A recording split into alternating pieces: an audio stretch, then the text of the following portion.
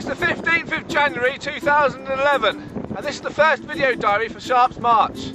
As you can see, it's blowing a bit of a gale today. There's a group of us carrying out the first recce of the route. Behind me is Wantage and I'm stood in Lecce Castle, a medieval earthwork. This is the starting point for day 2.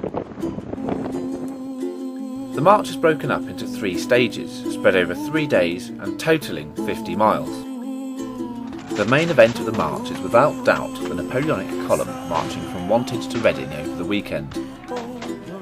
With infantry, cavalry and artillery keen to take part, it's important for us to make sure the whole route is passable by foot, hoof and cannon wheel.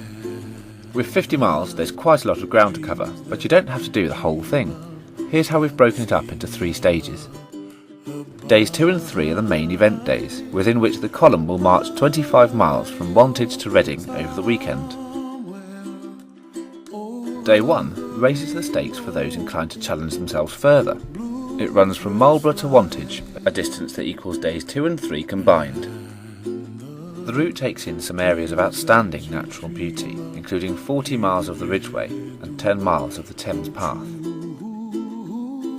If you're thinking about joining us on this march, it's definitely worth thinking about preparing for it. Hi, I'm Drew Meakin. I'm part of the admin team for this Sharpe's March. What we're going to talk about is just what you can do to make this Jaw March more enjoyable. What you need to do, because it is, you know, it's 25 miles, 15 miles and 10 miles. You're not going to be used to actually doing that mileage. What you need to start doing right now is getting yourself motivated and get yourself out there and getting some miles underneath your boots. Find a track, get out there and walk on it. Instead of taking the bus to work, if you can, walk it. If it's a couple of miles a day, it's absolutely fantastic.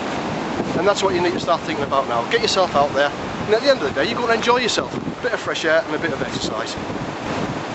Right, we just come to the end of the first recce section that we've just done. Ladies, how did you find it? Great. Enjoyed it. Loved how fresh I feel and achy I feel. It's nice. Out of the walk that you just done there, what's the things that you've picked out yourselves, what you need to actually go home, start thinking about and prepare yourself for this march? More training, more walks, new shoes. More training, more walks, and better shoes.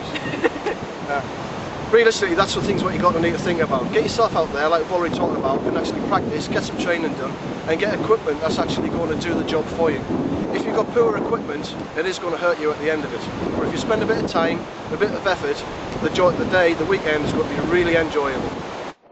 Also on the recce was Mike, who was scouting the local towns. We catch up with him in Goring. Places like this that are most important to us, along with Marlborough, Wantage and Reading, because these are big conurbations where there's a lot of support that we can enlist, and through that support we can raise awareness and keep the profile of the charity as high as it needs to be.